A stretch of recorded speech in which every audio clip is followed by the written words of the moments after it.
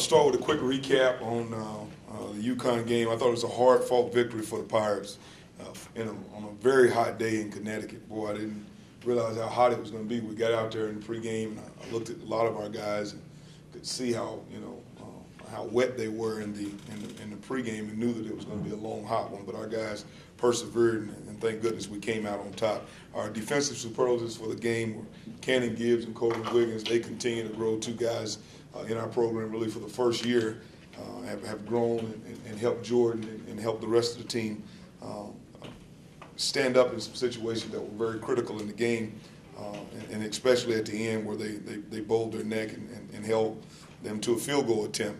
Our offensive superlatives were Thomas Sirk. Of course, I thought he had a fantastic game. He's starting to get his feet back under him a little bit more. His rapport with his receivers are starting to show up more. And we missed a few runs with Thomas. We're going to continue to grow him.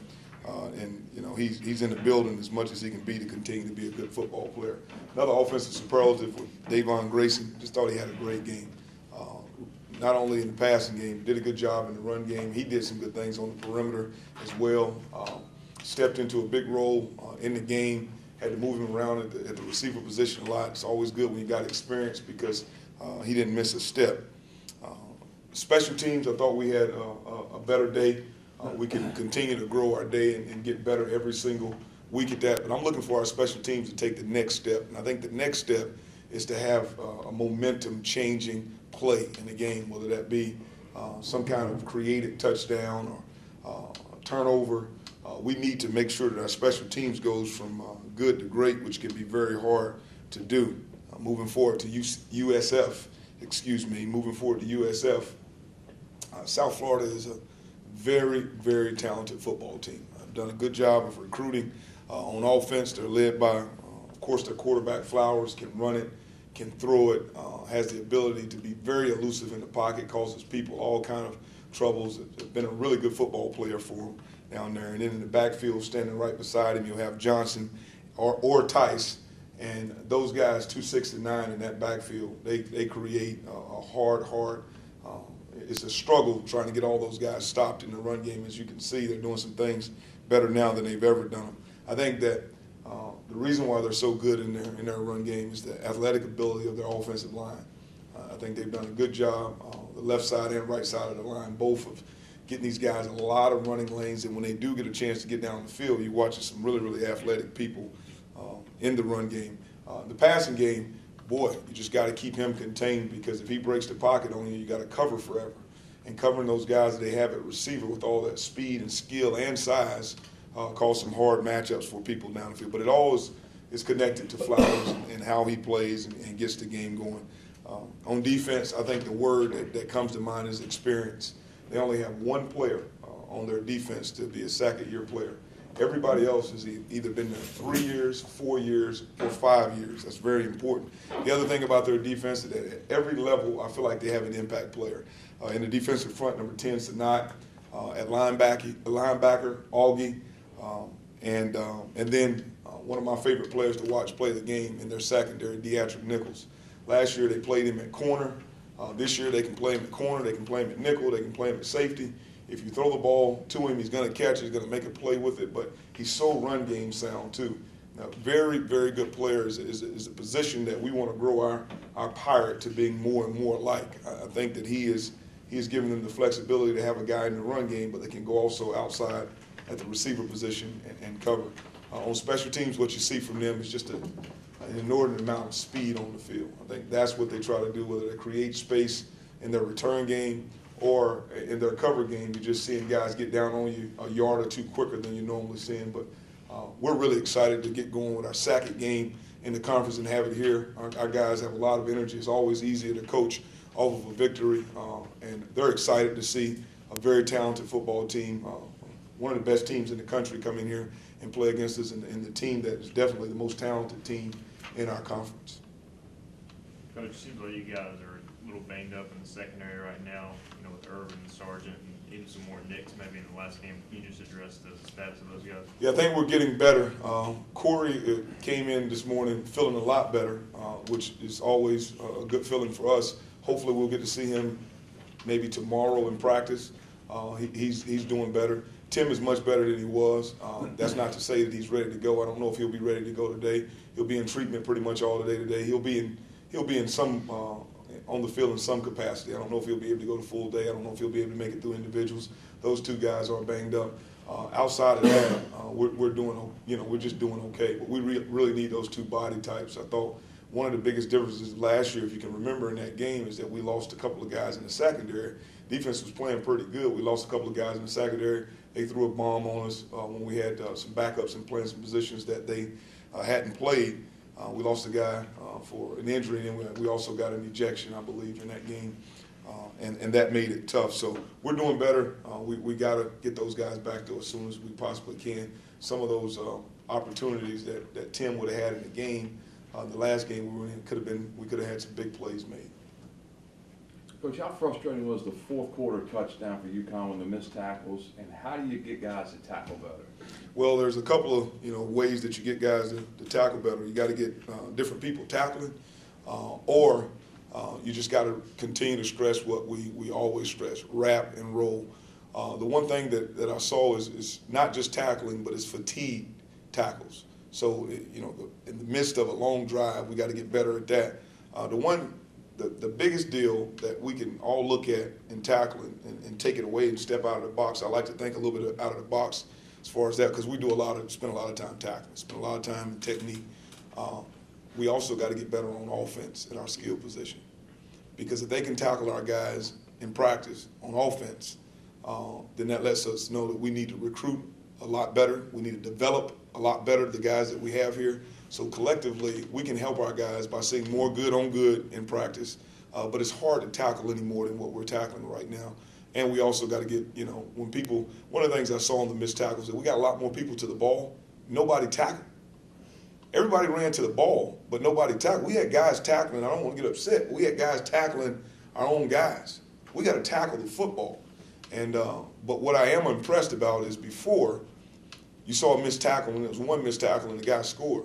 What you saw in this game, you saw a lot more people to the ball. We just didn't tackle the football, and that's frustrating. But the good part about it is we won the game. We can correct them in a manner that they see it and understand it. And of course, all of them came right back over the next day, because it's easy for guys to see when you're there in the scheme and you miss the tackle, how you get better at that. They put a lot of that on themselves, and you don't have to wonder about what happened. So we got to continue to work. But I really do think that we got to get better offensively at our skill positions, so that our defensive players are seeing the same type of skill that they're always seeing when they get in the games. And I do think that's something that we have to do as coaches. Program building, we got to get better at developing the guys that we have here and carrying the ball in space, putting them in space situations so that we can get guys on the ground at a better rate than we did on this past weekend. But does some of that frustration come from having to address tackling so much at practice at this level? Yes, but you know what? It's happening everywhere in the country right now. It's because of tackling coming out of high school, coming into college. We do put them in more space. We are making the game a better game. There's no question about it. By keeping the head out and doing some different things, we're learning, and we got to continue to go. It's the conversation we have all across the country right now, is how do we get better at tackling on defensive football. Just look at the amount of points people scored 15 years ago to the amount of points scored now. Look at the X plays that are created, and it's not just by scheme. If you go look at most X plays now, there's a missed tackle in there somewhere. So it is frustrating because we're putting a lot of time in it. That doesn't mean we're going to stop. We're just going to continue to work and work and work at it until we get the results that we desire.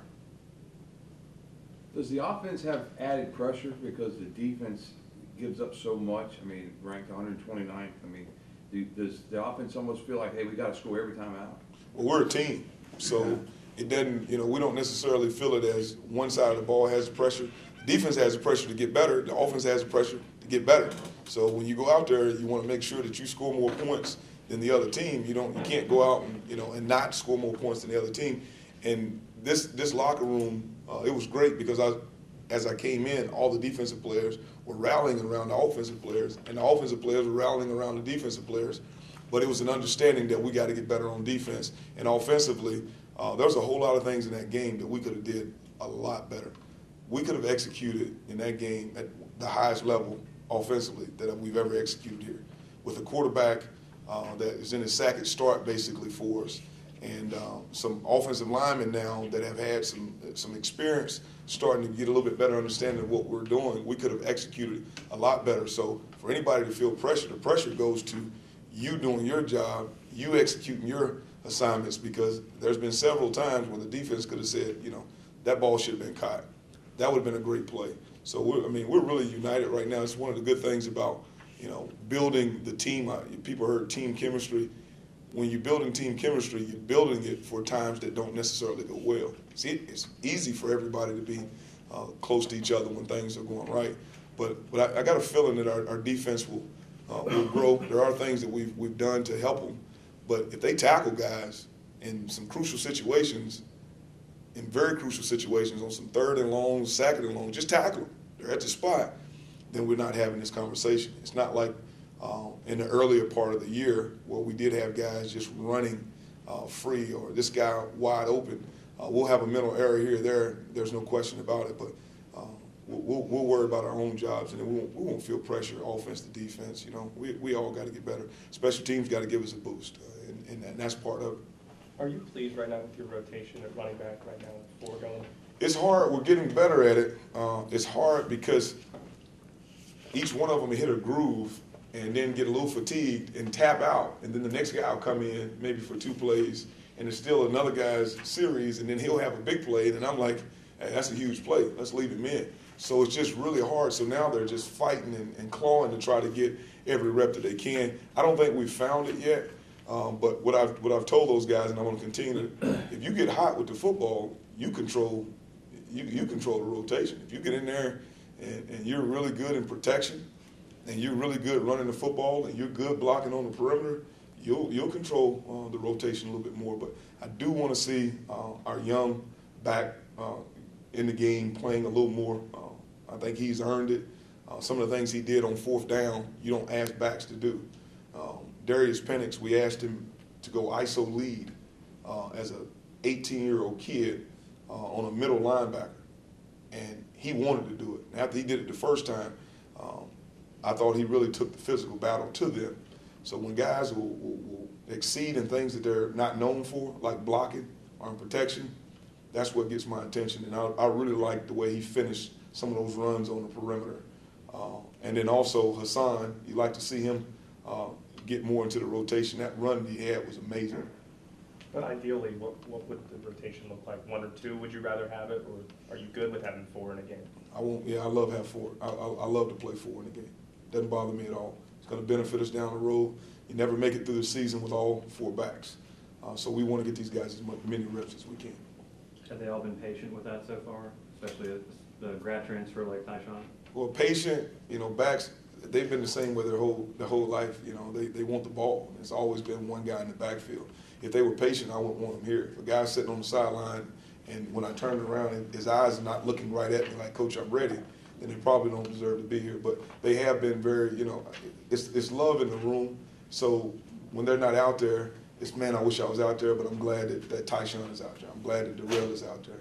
So it's tough, but those are problems that are good problems. I've been in situations before where we got one back tapping out, we turn around and there's nobody behind us. So much rather have the problem of dealing with guys, 4 guys versus 2. Coach, this seems kind of like an odd week. You got a really good football team coming in here on extra rest, and you guys had a day less. Mm-hmm. Are there any past coaching experiences you can compare this one to? Yeah, I've gotten ready for some. We're not concerning ourselves with what they're doing. Sometimes when you have 10-day, and our extra day of work, the whole thing the coach is worrying about is the focus of the team on those 2 extra days. Like, it's a weekend that you don't have control over. So those are the things you think about. But yeah, we've gotten prepared for Thursday night games where the biggest deal is to make sure that you're rested and you're playing another game. That's what people don't understand. Like the Sunday night for us is normally a practice. Well, it was a game on Sunday, so we got a chance to get a lot better on Sunday. And then now we'll get back to work today. We won't be in full pads today like we would normally be on this day because we do got to get them back a little bit.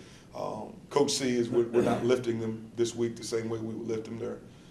Their pool exercise versus a lift. So there are things we're going to do to get them back, physically ready to go, and mentally it helps you become sharp when you're physically feeling good. So there's a few things that are different, but I worry about 10-day or 9-day weeks, just because, especially if they have a Saturday or a Sunday in them that I'm not really accounting for. How good is this USF team, and can you compare them to anything you've seen so far? No, they're a really good football team. I can't really compare them because we haven't played them. We've played some good teams. We've played some great quarterbacks to this point, and so it's hard to compare them because they're so uniquely different. The passing game for other people have been used totally different than the passing game for USF. Very different, but talented, athletic talent all over the place. A couple of weeks ago, you had a chance to hear the stadium get really loud. Talk about how important it might be to get on the scoreboard early against a team like South Florida and get a little momentum going against them. I think the most important thing is when we get to third downs. A lot of people didn't realize in that game we just were in, I think we're around 50% on third downs. If we can execute, that's where we're going to get the most energy from on third down. Execution on third down offense and execution on third down defense is what's going to get the crowd going, and our guys are going to love it. But they're also going to have an edge coming into this game because, this is one of the best teams in the country. We're looking forward to it after coming off a victory. You always have a lot more energy, and you feel like you had a little bit of success, and then you still know that you could have got a lot better in that game or played a lot better, and everyone will feel the energy from the crowd, of course. Coach, we haven't seen Ferrier the last 2 weeks. Can you address what his status is? Yeah, but Ferry will be. He's back. He's back in practice and rolling.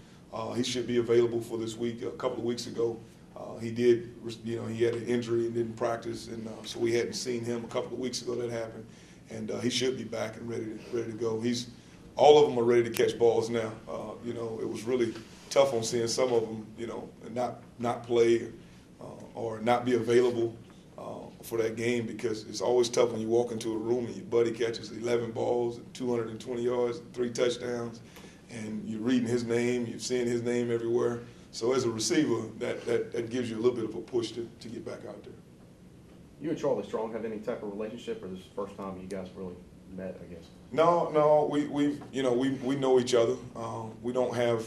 It's not like I call him and hang out or anything like that. But yeah, we know each other well. I've spoke about several of the situations and issues that happen with young men. Kind of his discipline, mentorship that a lot of people don't know about. Talk about some of the issues that happen away from the building, that you really, you come into different situations, and just had a lot of conversations with him about not recruiting some people and then still trying to love them and discipline them, but at the same time you feel responsible for everything that they do. When you get there and you're trying to make sure that you mentor them the right way, and when it doesn't go the way that you want it to go, you still want them to know that you love them, but you still have to discipline them. So yeah, we've had some conversations about that, but the football part of it we don't really speak too much about.